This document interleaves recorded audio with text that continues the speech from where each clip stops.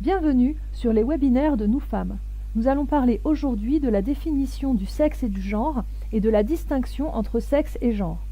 Tout d'abord, qu'entend-on par sexe? La notion de sexe est liée en biologie à la reproduction sexuée. La reproduction, c'est un processus biologique qui permet la production de nouveaux individus d'une espèce à partir d'individus préexistants. La reproduction humaine est sexuée, c'est-à-dire qu'elle est assurée par la fécondation. La fécondation, c'est la fusion de gamètes femelles et de gamètes mâles qui donne un œuf. L'œuf se développe et si la grossesse est menée à terme, donne naissance à un nouvel être humain. La reproduction sexuée est rendue possible par des organes génitaux différenciés entre individus femelles et individus mâles. Pour les êtres humains, on parle de femmes et d'hommes.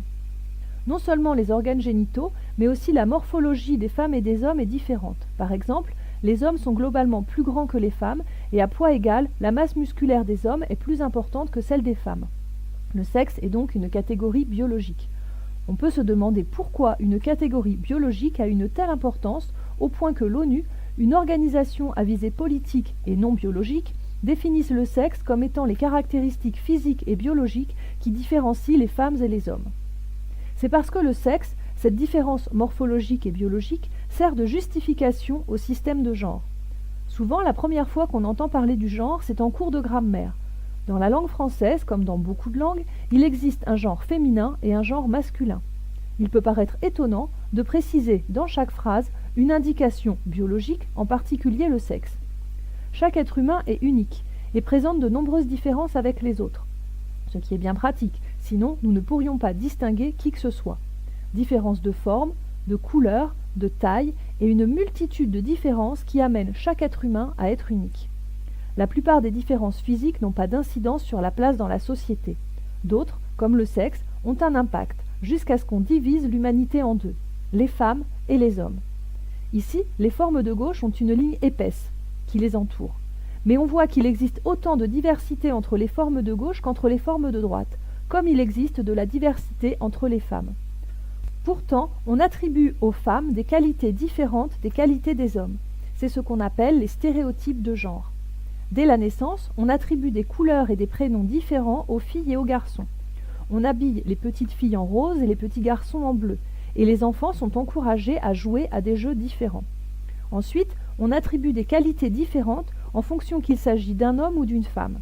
Le stéréotype de genre, c'est un ensemble de caractéristiques psychologiques et comportementales qu'un groupe social attribue généralement à une femme ou à un homme. Stéréotype de genre féminin ou masculin. Les femmes sont censées avoir un certain type de comportement et les hommes un comportement différent.